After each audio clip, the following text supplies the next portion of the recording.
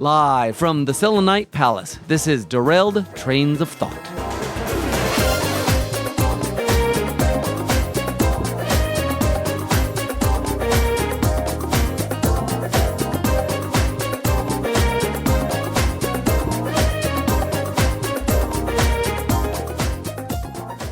Wow, this is interesting. We're not even on Earth, it looks like. Yeah, it looks like Earth out that window there. This is interesting. We're an unusual place. I mean, we've been through some crazy caverns with giant mushrooms and weird-looking aliens, I guess? Yes, or moon people. I'm not sure what these guys are. Have you tried hitting them? Insectoid. Well, I've heard a commotion and I saw a lot of smoke outside. Was it by those older men, those professor-looking guys? Yeah, they look like they're, I don't know, not from our time period anyway. No. I have no idea where we are. Or when we are, for that matter. Or when we are, indeed. Yeah. All right. Well, welcome everyone to Derailed Trains of Thought, episode 133. I am Nick Hayden. And I am Timothy Deal. And how are you doing, Tim? It is fall as of this recording. Back home, yes, it is. It is cooling down. Summer is fading fast. The fields are browning. I guess the leaves aren't quite there, but some of them are. Some of the trees are already turning. But yeah, no, I'm doing okay. How about you? You're about a month into your school year? Yeah, actually over a month. Yeah, going pretty well. It's been a pretty solid year so far. Feel pretty comfortable with it. Apple Festival will be here before you know it. Coming pretty quick up. Yep. That's a big deal for teacher your conferences church. Right before, midway through the first trimester is coming up, and yeah, it's been going pretty well. Soccer season just ended for Theo. Is Natasha relieved? I know your wife was coaching soccer. Yeah, she's relieved that it's over. I mean, it ended kind of abruptly. The last game got canceled, so she's like, but there's no closure. Oh, no. We'll see how that will go. She wins by forfeit. Yeah. So, so that things are just keep moving along right now. Cool. Mercy's home reading chapter books. Wow. Because it's first grade and they're supposed to read so much, but her reading level's high, so she has these little chapter book things, like 50-page sort of thing.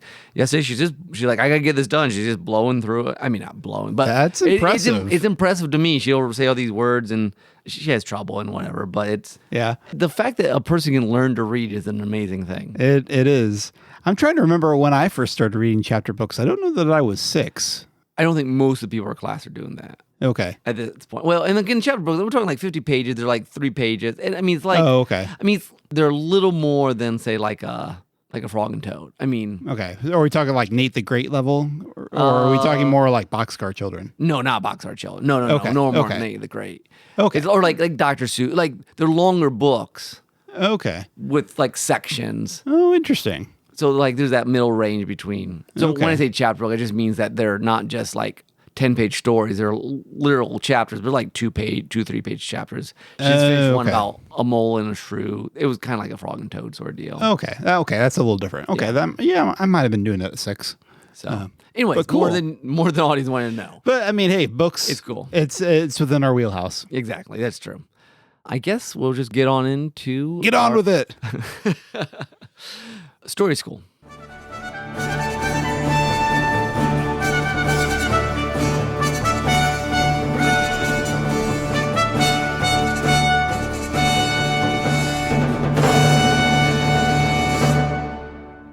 Today's Story School is partly as a tie-in to our new podcast coming out very soon, actually. Because this is a September episode of September 2022. About 2 weeks after this comes out? That's right. October 7th is the date. Yes, 1 week, about a week from when this will come out-ish.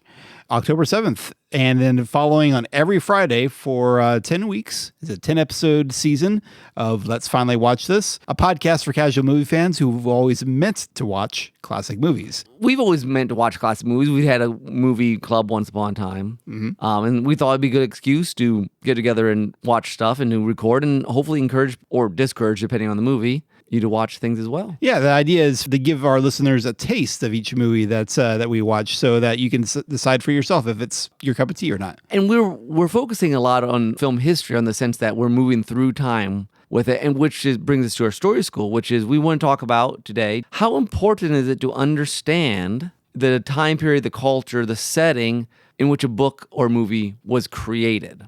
Because if it's not new, it existed in a specific time, specific place, But classic movies, classic books, we read all the time without doing a deep history dive into Victorian England or Stalinist Russia or whatever it's coming from. And so we just want to kind of examine how much does that impact or not impact understanding, appreciating a story. Yeah, I think there's an interesting paradox here in that oftentimes the historical setting matters in one sense, but it doesn't matter in another sense. Especially with the greatest or the most, what we call classic, the ones that are the most popular. Obviously, we read stuff all the time from 100 years, 200 years back or another culture. And I think at least the part that doesn't matter is the fact that people act the same, or at least have same sort of hopes and dreams or sort of emotional responses throughout history. Humans aren't different humans. Yeah, there is nothing new under the sun, as Ecclesiastes says. So I think that's a large part why they're classics, because some French novel might still say something about being human, or some Icelandic saga, or some Babylonian epic about Gilgamesh. Have you read a Babylonian epic about Gilgamesh? I read a book of myths, so I don't know if I've read the original. Oh, okay. But I have read that Icelandic saga we talked about that one time. Sure. But I think it is interesting to analyze what are we missing, or what do we gain from studying it, from figuring it out. From having the context. From having the context. Talked about. So let's take an example. Okay. We have a test episode of our other podcast. Let's finally watch this, which is out now, so you can listen in on our test episode. Please do. See if you're going to like this show. You will. A Trip to the Moon. From 1902. Is the movie we talk about in our test episode, in case I wasn't clear. I really, having editing, let's finally watch this, I'm editing ourselves a lot more frequently and realize how much, sometimes I skip over words or something, and you completely follow along because like we've done this a long time. But like I'm every now and then I'm aware, like our listeners, I hope they're able to follow us as well, because every now and then I completely like lumble over something and you can make the connection from A to B, but I don't know that a complete stranger would. So I apologize if we do that sometimes. You gotta get to the level of Zach and I where we don't even have to say the words and we understand what's going on. But in any case, that movie's 120 years old. 1902 is when it came out. If you've not seen it, it's A Trip to the Moon. It's a black and white silent film. It's about 15 minutes. These astronomers go to the moon. It's the one where their capsule, they get shot to the moon out of a cannon, essentially. Yeah. They get put in this big bullet of sorts. Basically. And the bullet lands in the eye of the moon. You've probably seen at least the image of that if you haven't seen anything else from the movie. But you can enjoy it or not, I guess, depending, just watching it. But then, does it help to know more about it? Does it make it more enjoyable? I mean, and this is just a test case, and then we might be able to expand it out. Well, I think you could certainly watch it and kind of scratch your head and be like, what was that all about? I think the historical context does help a lot in knowing what a revolutionary movie it was, who the filmmaker behind it was, and what his background, and the fact that he used to be a magician explains a lot of it. And he created a lot of these things that were like, fine, but it was a big deal back then. Yeah, a lot of really innovative filmmaking techniques, things that we take for granted now that he was coming up with. That lends itself to, I guess, a related question that I'm interested in, which is this. It seems to me like if you look at the Penguin Classics, there's like 5,000 Penguin Classics. Which are those little books? Their whole library. Okay, Penguin is a publishing company. Public company. They just publish things that they consider classics, or like Criterion Collection. Okay, which does the same thing with movies. How many of these things we call classics are classics because they're great, and how many are classics because they accomplish something new in the historical setting? And therefore they become a building block for movies and stories that take place after the fact. That's an interesting question. I mean, I think there are stories that fall into both categories. Yes. Probably A Trip to the Moon is, I think it's fascinating to watch in and of itself because it's kind of a surreal, dreamlike experience. But there's probably a reason why that film is more known than some of the George Méliès, that filmmaker who made it, some of his other movies that have a similar vibe. Mm-hmm. Because those are also there. A Trip to the Moon is the seminal one. And the quintessential version of what he was trying to accomplish. Yeah. And he may have made ones after that he liked more, but that's the one that everyone remembered.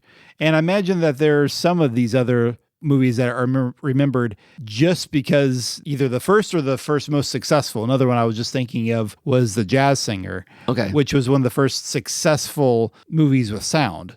Not the very first one, but one of the first major big blockbuster. Yeah. I don't know if it was a blockbuster, but major successful movies. Now, you've seen that, correct? Yeah, and I've talked about it way back, actually. It might have been in our very first episode. I knew it was a long time ago. Yeah, I think it was maybe the first episode. But, and I was like, it's okay of a story. Yeah. I mean, it's kind of a story of like going into mainstream pop music, essentially, with your ultra conservative family being not sure what you're doing with your life.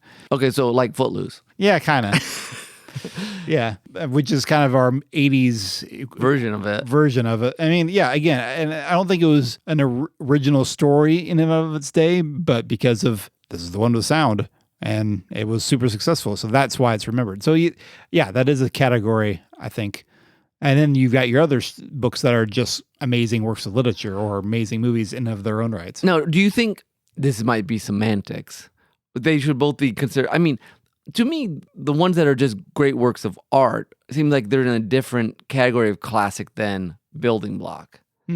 Or a different flavor. I don't know. Be like, you go watch something that's a building block. I feel like you need more historical context to help you appreciate it. I think that's true. I mean, I guess I should also clarify. I imagine there's probably more of these. I mean, we just mentioned two that were more building block than standalone stories, but probably more often, maybe actually some of them do overlap, because the ones that are trying something new hopefully will have an interesting story to go along with it. That's not true. Just a technical marvel. But I guess if you could come up with some terminology to differentiate them more. That'd be interesting. For instance, way back when I read The Moonstone. Have you ever heard of The Moonstone? I have not. By Wilkie Collins, who was a contemporary and a friend of Charles Dickens. Okay. And it's considered one of the first, best, and longest mysteries ever written. It's like 400 pages. Wow. And I remember liking it when I had to read it, high school at some point. But it's one of those classics that I feel like it is good, but it's also known because it's an early mystery. Mm-hmm. I wonder if it would have been lost if it came later. There's a lot of good books that like, hey, you read, you love it, but then 10 years later, you forget. Yeah. And so I mean, it seems like if you're the first one to do it, you have a better chance of sticking around. Right. Or you're the first one to do it well, I guess. Mm-hmm.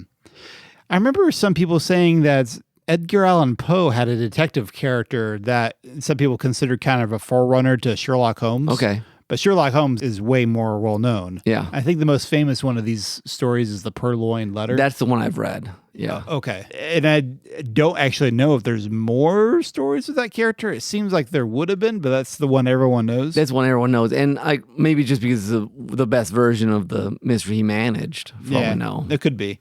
I mean, otherwise, Edgar Allan Poe is more known for the psychological horror kind of stuff. Yeah. So maybe it's just because the other things overshadowed it for him. So give me an example of a movie or a book you think that grew in appreciation, even if you already liked it, because you found out more about it. Or even one that you didn't appreciate it until you found out more about it. Okay, this is a strange example because I kind of knew history about it before I saw the movie. But The Dark Crystal. Okay, yep. That's a movie that I appreciate in some ways more for the technical prowess than the actual storytelling. I can understand that. Some of the characters are a little flat in The Dark Crystal. The Netflix series has fixed a lot of the character aspect. Yes, yeah, it's true. I mean, there's a lot of Dark Crystal. I find it like simultaneously a haunting yet tedious movie, which is a very strange combination. But it's true. Yeah, it's like the world is fascinating, the music is haunting, some of the characters are just kind of bland, which is a strange thing to have when you have those other two things are so strong. And it's like a world and talent in search of a plot. Yes, very much so, because they literally made the world of the movie before they wrote the script. So they're like, all right, we've got this world. What kind of story do you want to tell in it? So I guess that's kind of a backwards thing. I'm trying to think of another one where that is more like the way you described. If you have something. Well, I was going to say, I feel like because our friend Nathan's podcast, the Monster Island Film Vault, digs a lot into the history of these kaiju movies. Sure. And sometimes there are movies that I might just watch, like, oh, it's a giant monster doing stuff. Yeah. But sometimes doing context, I'm like, okay, I can see, if you talk about where this takes place, the history and everything, I can see why you can pull more out of this than giant butterfly beating stuff up.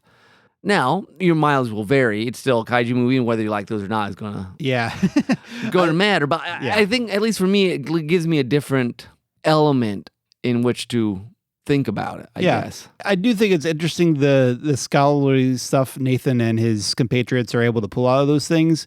It's never fully invested me enough to actually become a kaiju fan, though. So, mileage will vary. But I think that's a good example.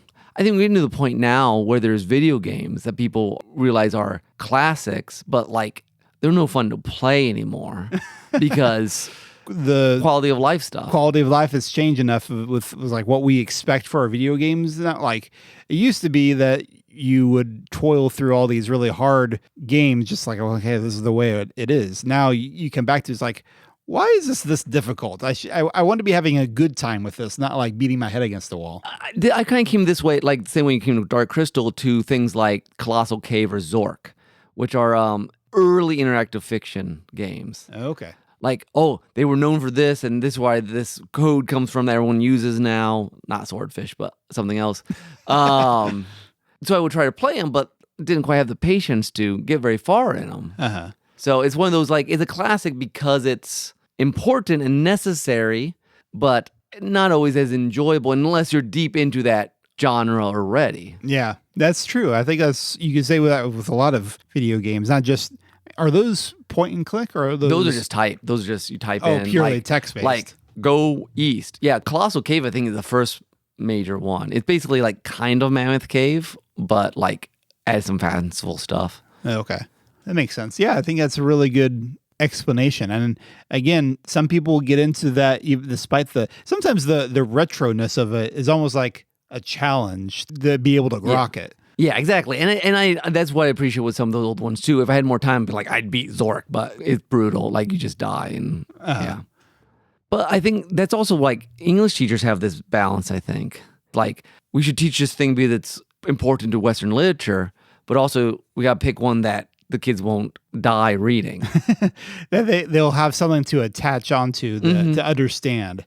Yeah, it is a tricky balance because we want to have a connection to the past. I mean, there's that cliche saying at this point, those who fail to learn from history are doomed to repeat it. Yeah.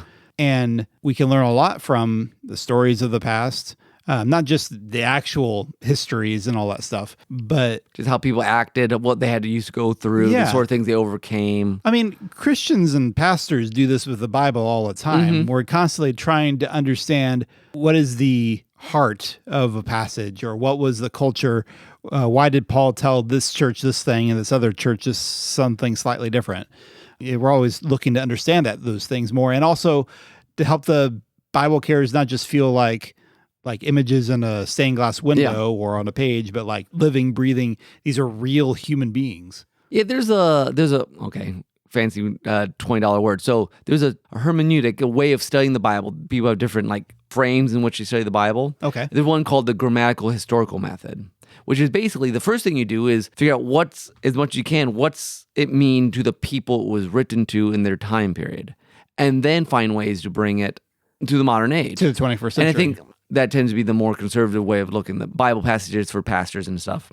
And I think sometimes there can be a lot of benefit to going to a movie that way, saying, here's what it meant to the audience back then. And then obviously we can modernize it. Meanwhile, I guess how we often watch movies and books is, if we're going to use the Bible simile or analogy, is almost devotionally. Just how does it apply to me? Just in the moment. And I think there's a lot to be said about that too. I mean, that's the natural way we attack things. Most things we're not going to watch. I'm watching Sound of Music, Yeah.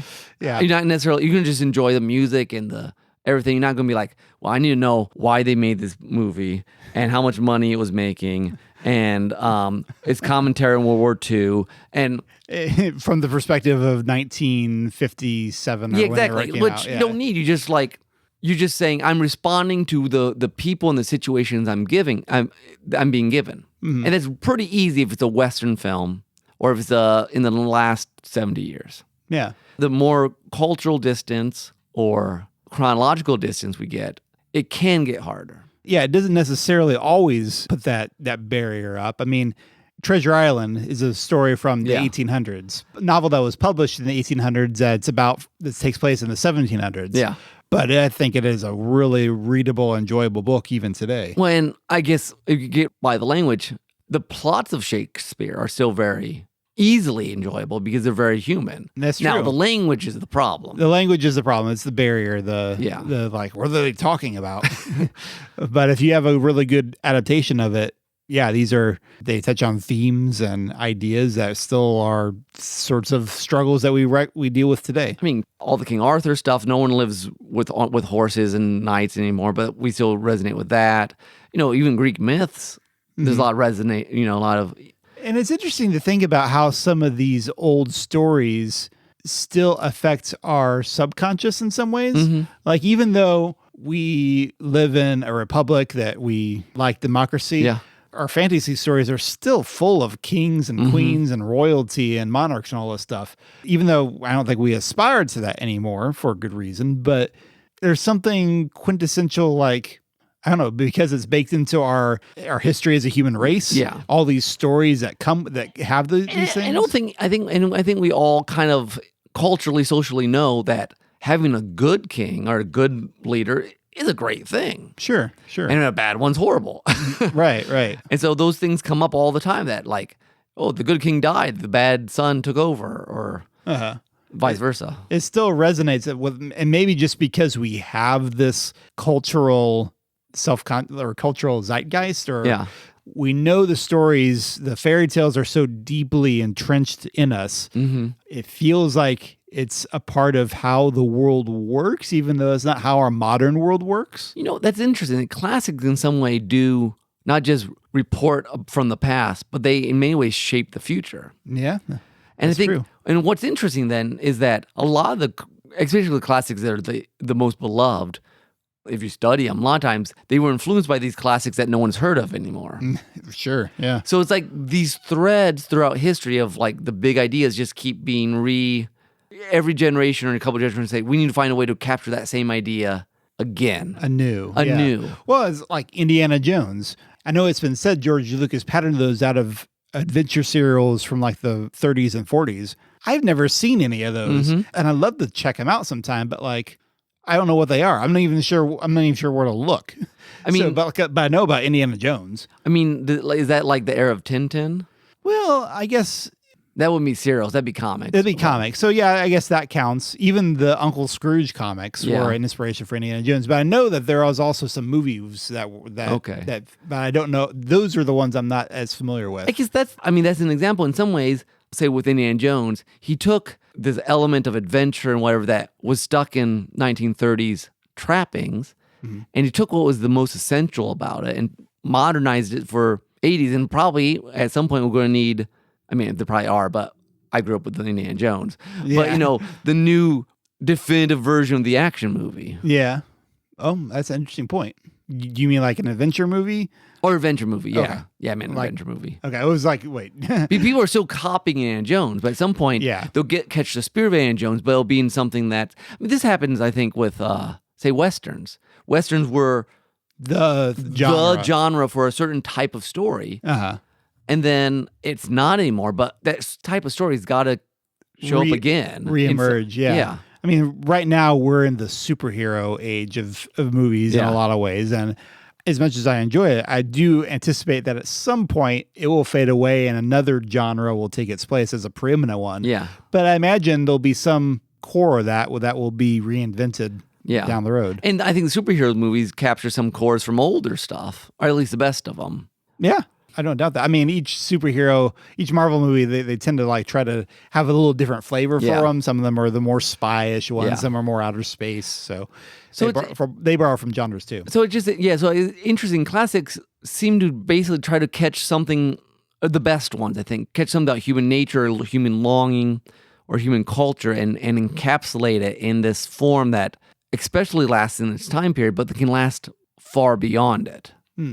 At least the longest lasting classics. Yeah. And some stories will have more cultural time barriers, historical barriers than other ones will. Yeah. But it doesn't mean that they're the ones that are more difficult that have more barriers may still have interesting things to say. Yes, that's completely true. That sometimes you need to just get over I've said this before in the podcast, but reading Russian novels is a barrier because the culture is just different. Just different enough to be like, wait a second, what's... And just their mode of writing and the amount of characters. But once you get past that, it's completely worth it. At least it was for me. So yeah, I think then what we have is this idea that sometimes classics become... You say classic like, oh, that old thing. Or like, oh, everyone knows that. And everyone's trying to make modern classics. And the problem with modern classics sometimes, not that they're not good, not that they're not artistic, but they last for a season. And then they're gone. Like, it's amazing the sort of things that my middle school class considers classic. Like, oh, Hunger Games. Yeah, that's because it's older than they are. Basically, anything older than they are that they've heard about is a classic. Oh, dear. Oh, dear. Yeah, which most of them are not in any sense that I would consider classics, but it's not necessarily from their point of view. If they've heard about it and it's older than they are, I mean, it makes sense. Yeah. I mean, it seems like a very middle school thing. Way of perception. I think by the time you get into high school, your horizons expand a little bit.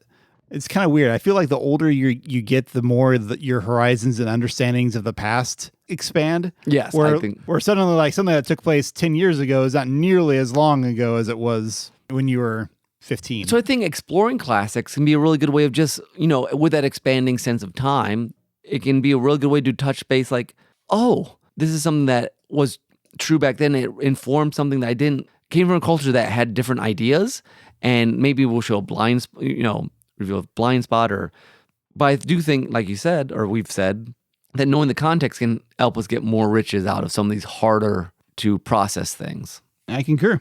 All right. If you enjoyed this conversation, you might want to check out episode 33, where we talked about timelessness in stories. So there may be some repeats in here, but that episode was, if you believe it, Nick, 10 years ago. Just a blink of an eye ago, right? Yeah, pretty much. Actually, this episode, our 133. Wow, this is weird. I just realized that was. It's our centennial since that. But this month does mark our 12th anniversary of this podcast, nice. Nick. A dozen. A dozen years. Well, we made it a dozen. So congratulations. Yes, you too. Nah, a day over 12. Anyways, with that, we'll go to our first soundtrack.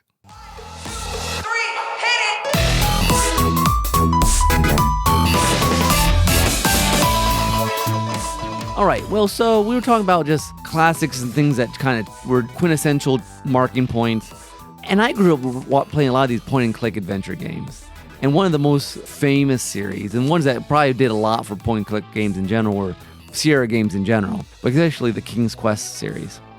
So I picked a song from King's Quest V, which was Evil. Just for those young whippersnappers. Oh, yeah, there's a lot of those out there. Yeah, who don't know, what is a point-and-click adventure game? A point-and-click adventure game is 16-bit graphics or whatever. On a PC, a computer. Yeah, computer, pixelated graphics. And you have a character. In this case, it would be Prince... I forget his name, but it's the king, someone. But you would, with your mouse, you'd have your mouse pointing, you would click on different things, and it would be like, you click on the tree, and it would be like, there's nothing you can do with that tree. And you click on the hole, and like, you reach in, and it found a gold chain, and it would go into your inventory. And then later on, it'd be like, put gold chain on this statue, and you put it on the statue, and it would. But it's until about number 6 of this, it was all just written words. Like, they didn't talk to you. Later on, they recorded, so it would read the things. But it was basically, it was a lot of mystery. Like, you'd figure out, oh, I found this item. Where can this item be used? And so it was a lot of fun, puzzling sort of stuff. A lot of collecting random stuff and seeing how it would interact with other stuff. And Sierra games in general, but especially King's Quest, there was a lot of good humor, a lot of good adventure. Space Quest was very funny. There's some other ones. Heroes Quest, they were all something Quest back then. Yeah. All by the same company. King's Quest V was evil because there's so many ways to die, and some of them would make the game unwinnable. Ew. That one was hard. I never beat that one. But anyways, this is called A Willow That Weeps, remixed by Danimal Cannon. This is actually from Dwelling of Duels and not OC Remix this week. But a nice sort of contemplative song. Enjoy.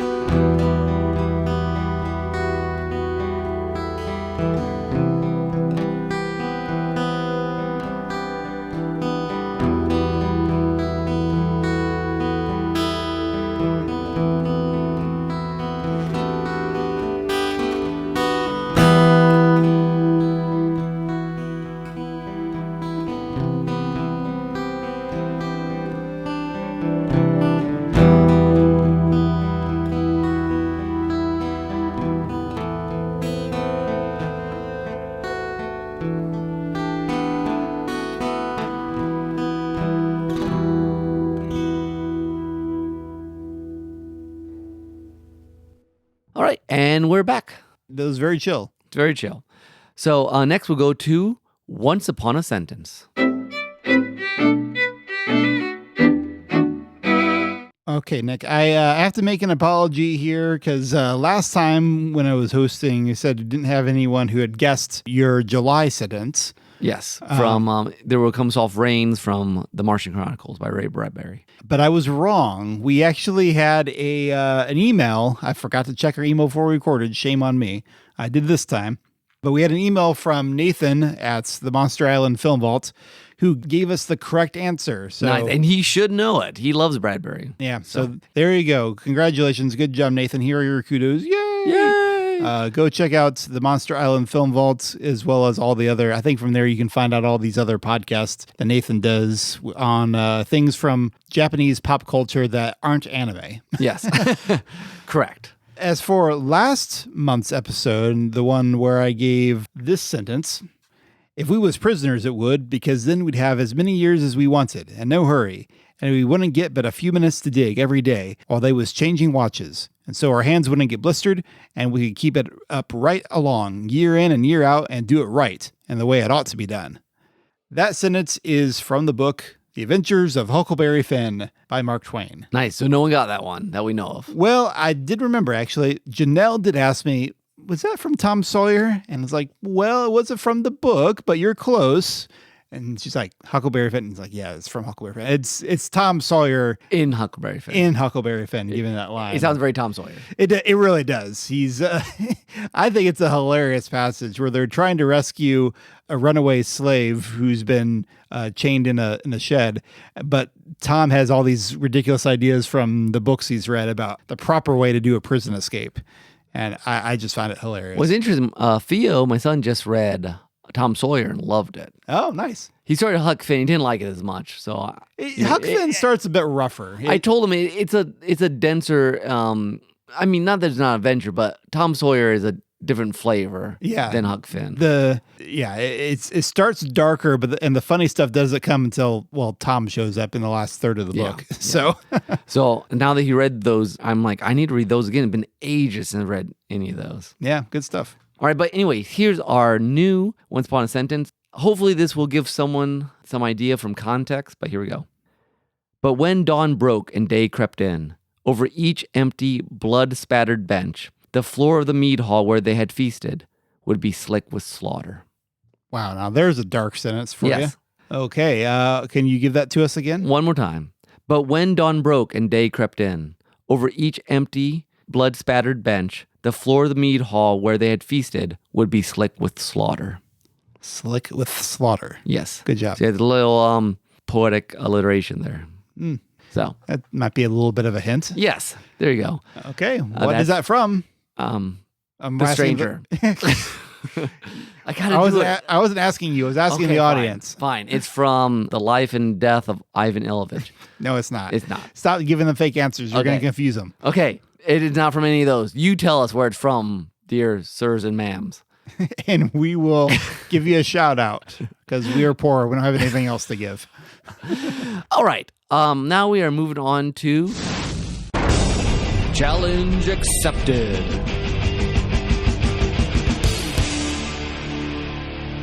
All right, Tim, this is your idea. I just figured it's been a while since we did Challenge Accepted.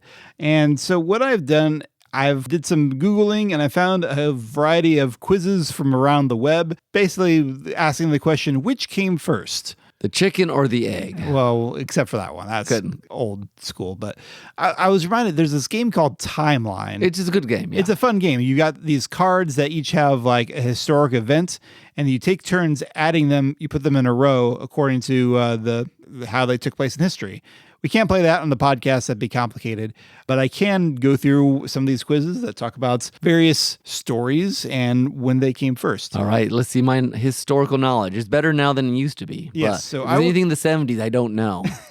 I will give you a choice for which quiz you want first. Do you want one on TV shows, movies, books, whether a book or a movie came first, or words? Words? Yes. Which, okay, that's not strictly story-based, but as a writer, I figured you'd appreciate that. I should save it for the end, but let's do words. I'm curious now. Okay, this comes from the Merriam-Webster site. Oh, boy. Okay. So, okay, which came first? Big league, something or some group that is outstanding of its kind, or bigly, in a big manner? Ooh, big league or bigly? Yes. I'm going to go counter my intuition, go bigly. Bigly? Yes. You are correct. Yes. I figured they were wanting me to say big league because big league sounds like something that's very modern and like Trumpish, but it had to be earlier. So where is it from? It is from the beginning of the 15th century. Really? Big league began to be used in the late 19th century. Okay, I was going to say that's more of a baseball. Well, maybe. I would think it sounds like a baseball term, but I don't know. It could have been sure. with some sort of like when labor unions got going, maybe too, but still same period. Yep. All right. Saxophone, a single reed woodwind instrument, or trombone, a brass instrument consisting of a long cylinder metal tube with two turns and having a movable slider valves. So I know the trombone was relatively new to the orchestra. Just we had a friend who played trombone. Well, is that right? Anyways, but before the trombone was the sackbut. That's what it was called. At least from my memory. All these facts could be completely wrong. But saxophone. I keep wanting to go against my gut because that's usually right. So I'm going to go against my gut again and say, nope, I don't know which way my gut's going. Which came first, Nick? Trombone. You are correct. All right. The word trombone has been in use since the early 18th century. The saxophone takes its name from its 19th century Belgian inventor, Antoine Sax. Okay, good. 2 for 2. Sounds like he was a real saxy guy. Yes. All right. Which came first, deadbeat, a loafer, or scofflaw, a contemptuous law violator? Scofflaw. Deadbeat. You're correct. Yes. Nice. I would have guessed the other one too. I'm double guessing myself on purpose here. Scofflaw came into our language in 1924 as the winning entry in a contest. Deadbeat, in a loafer sense, dates to the 19th century. Okay. Next, impact, to fix firmly by or as if by packing or wedging. Okay. Or gift, to endow with some power, quality, or attribute. Really? Okay. Oh, there's no way to connect these to anything. Impact or gift? I'm going to say gift. You're correct. All right. You are like 4 for 4 here. Nice. I'm impressed. Many people find the verb forms of gift and impact objectionable, but both have been used in this fashion for hundreds of years. The verb gift appears to be slightly older, circa 1550, than the verb impact, circa 1600. I wondered what those two words had in common. Okay, I'm like, okay, so they were the verb versions of now. Okay. Yeah, I was wondering why, what those two had in common, but there you go. All right. Which came first? Irregardless, which means regardless. Yes. Or regardless, which means despite everything. Irregardless.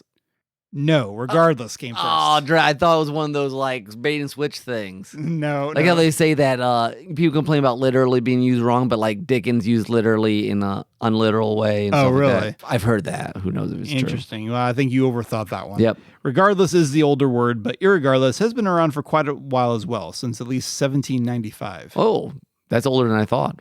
There you go. Okay. Okay, we're halfway through this one. Okay. All right, which came first, atom or electron? Not going to give you the definitions unless you really want them. Atom as A-T-O-M? Yes. Okay, just making sure. Yeah. Atom or electron?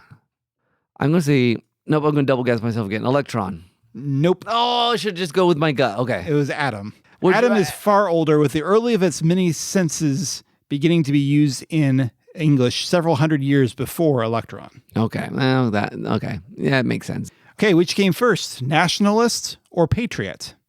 Ooh, nationalist. Patriot. So you were wrong. Oh, man. You were on a roll. I'm going to end up with just half, like I was just guessing, which I was. That's unfortunate. Our records indicate patriot has been in use in print since the late 16th century, while nationalist does not appear until the beginning of the 18th. You know what? Actually, that makes sense because for a long time, there were a lot of places in Europe where the idea of a nation state is relatively new compared to land, more patriotism. Tribal. Yeah. Yeah, that makes sense. That's a good point. Okay, which came first, disparage or belittle? Disparage means to speak slightingly of. Belittle means to speak slightingly of. Oh, they mean exactly the same thing. All right. According to the Merriam-Webster dictionary.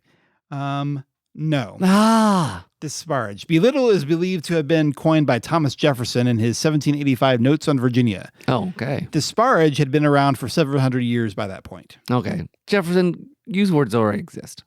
Although, I don't know. Belittle is makes more sense. It's more clear. Yeah. In some ways. It's anyway, true. Which came first? Fascism or socialism? Ooh. Socialism was, I don't know if it was invented, but made popular by Karl Marx, but when would fascism have been? I'm going to go with socialism. You are correct. Yes. Good job. Your bad streak has been broken. Socialism has been in use in English since the beginning of the 19th century. Fascism did not enter our language until the early 20th. Okay. All right. Misogyny or misandry? Misogyny is a hatred of women. Yep. Misandry, a hatred of men. Yes. Well, I'm going to just go with misogyny because I'm going to try that. Go with it. You are correct. All right. Misogyny is older, at least the word is, dating to the mid-17th century. Misandry came about at the end of the 19th century. I'm going to say it's probably more likely with the people writing, just because men had more power, talking about hatred of women than vice versa happening. Yeah, that makes sense. All right. Computer or television? Computer. Are you sure about that? Yes. Okay. You are correct. Yeah, the word computer is several hundred years older, than the word television. It's someone who computes. Yes, you're correct. Yeah. Okay, good job. All right, this is the last word. Last one. Okay. Last word question. Go to the vole or go commando? Go to the vole? Yes, go to the vole means to risk all for great gains. Go commando means to wear no underwear. I'm going to, just because I've never heard of it, I'm going to say go to the vole. Yeah, you're right. This is a strange one to end on, I feel like. We have no record of referring to not wearing underwear as going commando before the 1970s. Thank you, the 70s. Go to the vole, which comes from the realm of card games, is older by well over a century. All right. Well, I did okay. Yes. The middle was a little rough. Yeah, I lost count there earlier on, but you... A little better than 50%, I think. Yeah, I think so. I'll have to keep better track of that in the future. Okay. We got time for at least one more of these. Which one you want? There's which TV show came first? Which movie? In honor of our spin-off podcast, let's do movies here. Okay, that makes sense.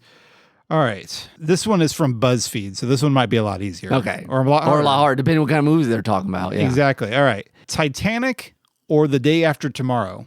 Oh, I was alive for both those. Which came out first? I'm going to say Titanic. You are correct. All right. It came out in 1997, whereas Day After Tomorrow was 2004. I was thinking kind of late 90s and early. Okay, this is probably not your genre, but Clueless or American Pie? Clueless. I'm pretty certain. You're correct. That was 95. I've seen Clueless. American Pie was released in 1999. I have not seen either one.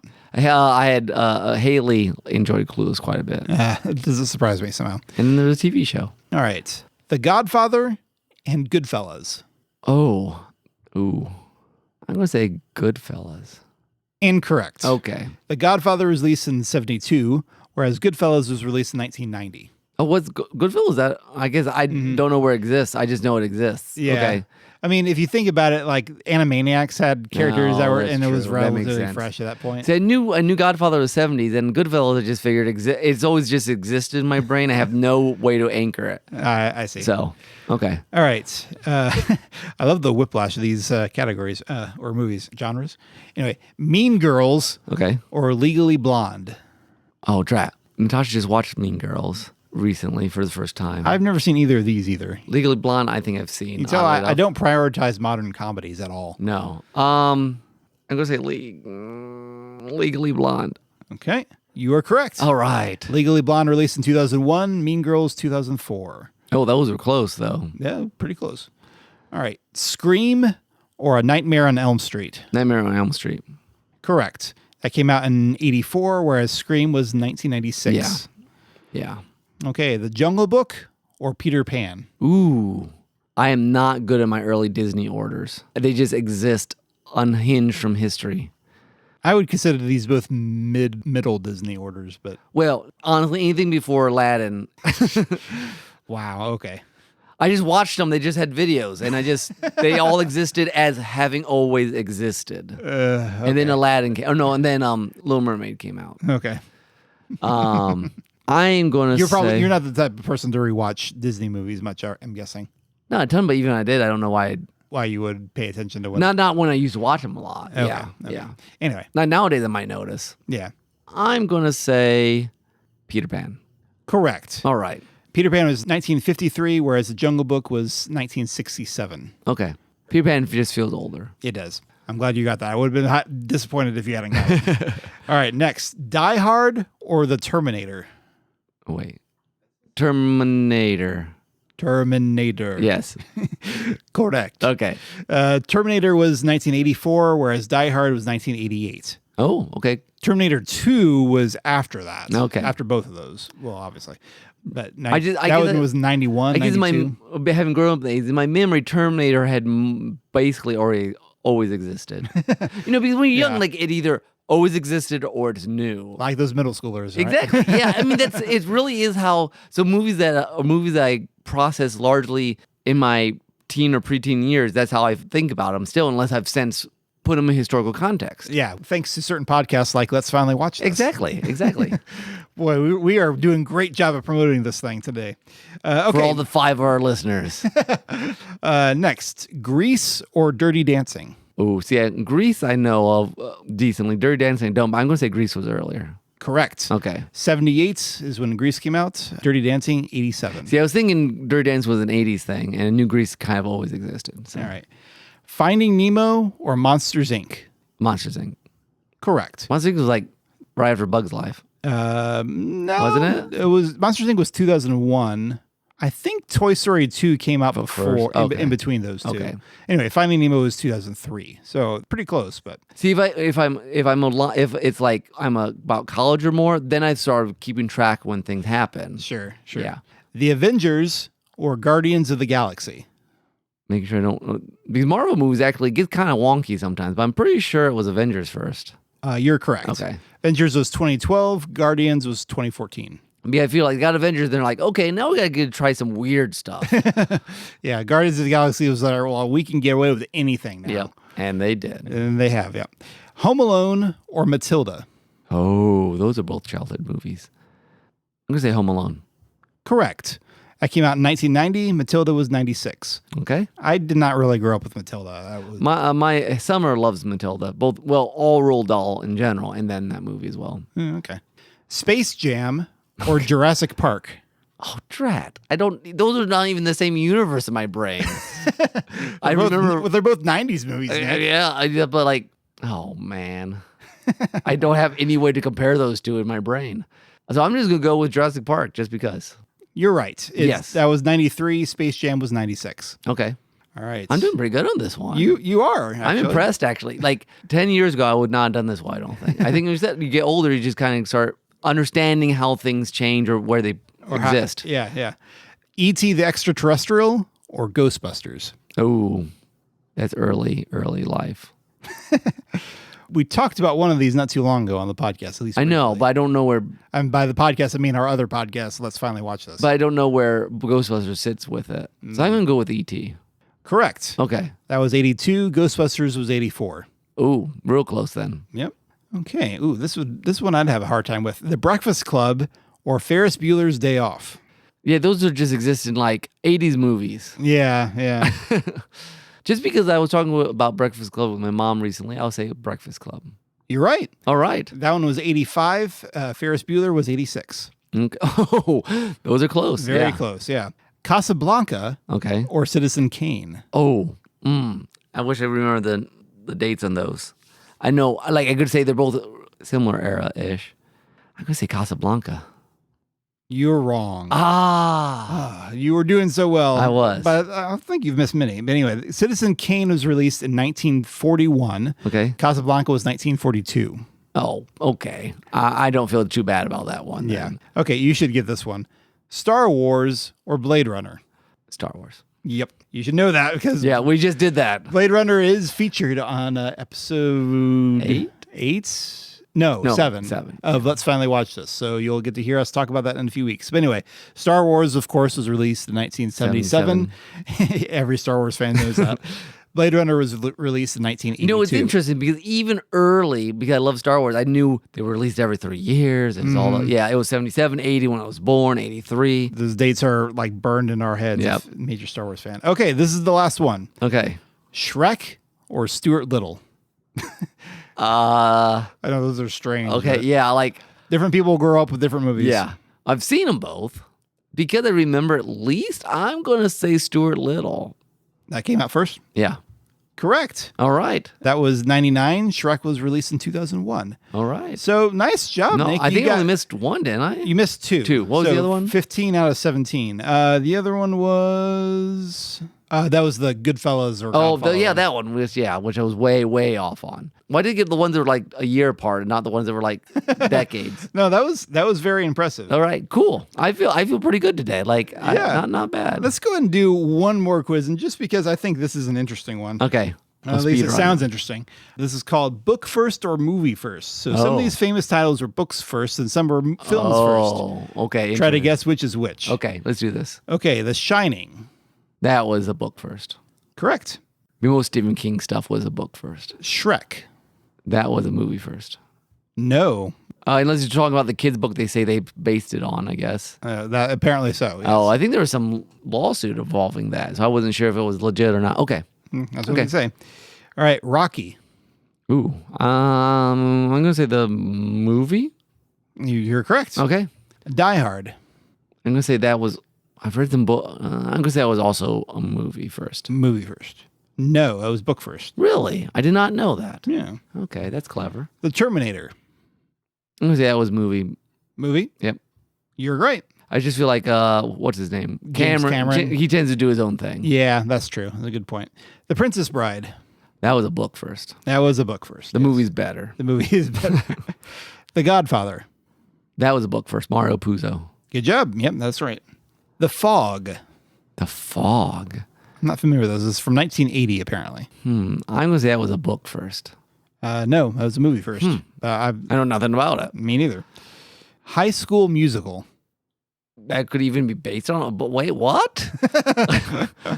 I'm going to say that's the movie first. You're correct. Like, okay. Yeah, that's a weird one. Casino Royale. Book first. You're right. Unless it was not, unless it just went off about the figure that was Ian Fleming. Yeah. So. No, you're right. Okay. You got 7 out of 10 of those. That's not bad. That's not bad. And I don't, The Fog is whatever. So I'm going to say 6 out of 8. or no, it'd be 6 out of 9. Yes. Or 7 out of 9. Yes. Well, that's all, I don't know. Who cares? Yeah, okay. well, anyway. That was interesting. Yeah. Yeah. Some of them I knew the book. Some of them I did not. Yeah. Overall, I think you did pretty well there. Let's see. We are at 26 minutes. Do you want to do one more? Sure. Unless you want me to do one for you. Sure. You know what? Let's do this. I haven't seen this. All right. I'm now in the host chair. You will get shocked every time you're wrong. Ah! Okay. This is which TV show came first? So here you go, Tim. 15 questions. Hit me. Which came first, Andy Griffith or Leave It to Beaver? Ooh, Leave It to Beaver. You are correct. 1957 versus 1960. Okay. So which came first, Tim? The Brady Bunch or the Partridge Family? Oh, man. No, my guess on this one. I will say the Brady Bunch. You are incorrect. Brady Bunch. Wait, what did you say? Brady Bunch? I said Brady Bunch. Oh, I clicked the wrong one. That's my fault. Oh. You were right. Oh, I'm right. By a year. 1969 versus 1970. Oh, okay. So it was super close. Okay. I did not realize they were that close. All right. Wagon Train or Rawhide? Oh, good grief. I've heard of Rawhide. I'm not familiar with Wagon Train. Well, one of them came before the other. I'll say Rawhide came first. Rawhide came first. Let's see. That was incorrect. Wagon Train debuted in 1957. Rawhide 2 years later. Okay. See, I was just going with hoping like the seminal one was the first one. So apparently they got influenced by Wagon Train and made a good one. Maybe. Or a seminal one. Yeah. All right. I Dream of Jeannie or Bewitched? I don't know how you answered these. I'm glad I didn't do this one. I will say Bewitched. Bewitched. You are correct. Yeah. 1964, the next year was I Dream of Jeannie. Yeah. I feel like there's more black and white episodes of Bewitched, And Okay. plus, I Dream of Jeannie feels like they just increased the sex appeal of the formula from the previous one. No offense to whoever was the leading lady, but she wasn't dressed like Jeannie. The leading lady of Bewitched. Right. The Odd Couple or the Bob Newhart Show? This is not an era of Nick at Night I paid much attention to. Wait, what? The Odd Couple Or the Bob Newhart Show? I don't know. We'll say The Odd Couple. Okay. That's what I would have said. You're correct. All That was right. 1970, and it was 2 years later for Bob Newhart. Okay. All right. The Incredible Hunk or Chips? Do you think that's a typo? Is it supposed to be The Incredible Hulk? I can't tell from the picture. It's just this guy looking at me and then Chips. Okay. There's no green Hulk in the picture. Well, I mean, it could be like non-Hulk Bruce Banner. Yeah. But I've never seen that. Let's say it's the Incredible Hulk because that makes more sense. It does. As far as the answer, I'm going to say Chips. All right. You're correct. Okay. 1977, and then, September 1977 was Chips, and then in November was the Hulk. Okay, so I was right by 2 months. Apparently. Yes. If you got that wrong, it doesn't count. I would be annoyed. Okay, the Carol Burnett Show or the Mary Tyler Moore Show? I'm going to say Carol Burnett. That's what I would have said, but you're correct. Yeah, that was a long 3 years show. before. I think that was on for like 11 seasons, so. Wow. All right. Here's Lucy or the Lucy Show? Oh, good grief. So 2 Lucy shows that came after I Love Lucy. Yes. I'm going to say the Lucy Show. The Lucy Show. Let's see here. You're correct. Awesome. 1962, Here's Lucy premiered in 1968. Okay. Gomer Pyle UMSC or Mayberry RFD? Oh, boy. These are both spinoffs of the Yes. Andy Griffith Show. Yes. I don't think I've ever watched either one. These are getting really, these are hard. I'm going to say, let's say Gomer Pyle. Okay, you are correct. All right. 1964 versus 1968.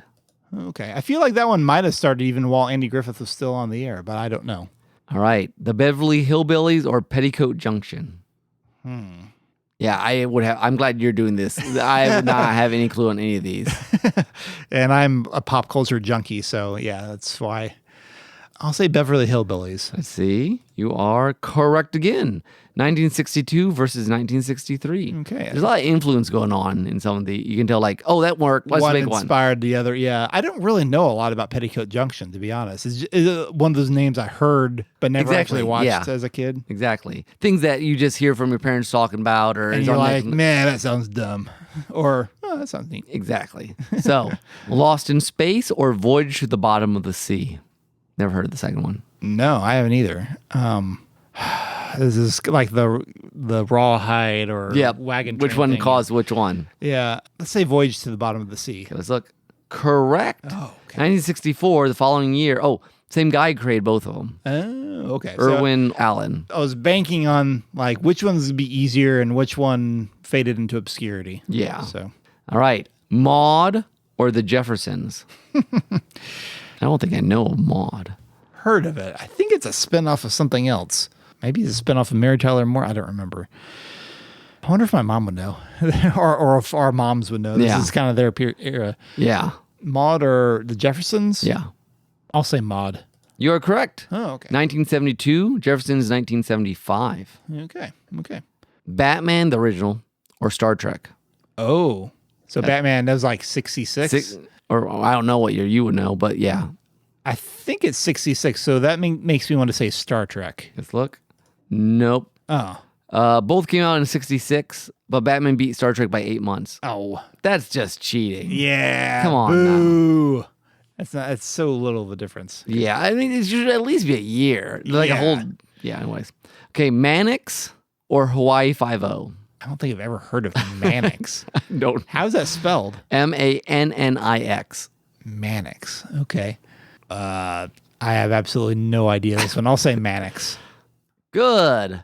Okay. Oh, One with older is more obscure. 1967, and then Hawaii Five-0 the next year. Okay. It does seem like these are ones that must have influenced. They're picking ones that influence each other somehow. Yeah. Love Boat or Fantasy Island? I've heard both of them, never seen either. Yeah. Same here. The Plain Boss, that's all I know about Fantasy Island. Fantasy, I know mostly because there was like a Looney Tunes spoof of it. Okay, this is the last question. Drat. And these are all old school TV shows. I thought they didn't even get into. Yeah, they didn't get like anything past it. 70s. 80s? They didn't even get into the 80s. Oh, wow. Okay. Love Boat. Love Boat. Let's see it. Nope. Oh, they both came in 1977. Oh. Fantasy Island in January and Love Boat in May. Come on, you should know that.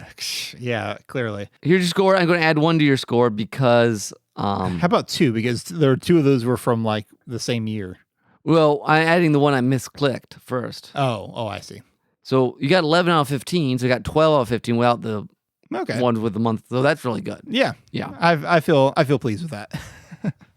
Well, anyway, those were fun. And it just shows you how much, even in these TV shows, ones that some things are influencing each other or... All stories exist within a cultural moment in one way or another. And when the moment gone, somebody like, wait, Maud? What's that? Yeah. Mannix? What? Mannix? Mannix in the Hand of Fate? Well, hopefully you can enjoy a lot more of these interesting looks at pop culture, specifically film culture, and a certain podcast. You may have heard us talk about it here or there this episode. Our new podcast called... Let's Finally Watch This. That's right. It's been a lot of fun to record. I think if you have any interest in good old movies, it's worth listening to. Yeah, we really have made it with people who haven't seen these movies in mind. Mm-hmm. They give you a taste of each one. The first one is a German expressionist film from 1922 called Nosferatu. I guess we should mention, too, that like if you listen to Hijack, it's not that. It's more structured, more history. And if you've listened to Take on Tales, it's not as going to the weeds either. It really is a separate thing than you've heard before. Yes, that's a good point. Thank you for bringing that out. We really worked hard to make it feel unique from anything that we've done so far. And hopefully helpful. So yeah, Nosferatu is considered one of the first Dracula movies, essentially. So you'll get to hear us talk all about that and give you a flavor for it. We include a lot of sound bits from the movies, so you can get kind of a feel for flavor. I guess the first 2 movies are... Well, the Test movie was a silent movie. Nosferatu is also silent. So you'll just get to hear some music. But you'll get to hear some flavor from the other movies later on. We got movies that feature the Marx Brothers. It's a very wide range. We purposely try to pick as many different genres and styles. Genres and filmmakers and actors. Orson Welles. Who else is in some of these? We got Gene Kelly. We got Peter O'Toole. Gene Hackman twice somehow. Harrison Ford, Clint Eastwood. Just a lot of top tier filmmakers. And again, every single movie is a movie that's at least one of us had not seen before. Yes. So most of them, neither of us had seen. That's true. The vast majority of them. And I have to say, at least having almost finished recording it, the vast majority of the movies I'm very happy to have watched. Yes. So check it out. Let's finally watch this and hope that you will be ready to finally listen to it. Yes. As it comes out on October 7th. Though, to change the subject here, we have some Selenites, those weird creatures or something. Yeah. Do you have an umbrella or something that maybe we can... Poke them off. Yeah. Defend ourselves. Yeah. There seems to be a big hubbub down in the throne room. So we're like up in somewhere else in this palace. We gotta get out of here. We probably better. Maybe we just jump back to Earth. Yeah, maybe the podcast can cast us somewhere else. Yeah. Probably a good idea.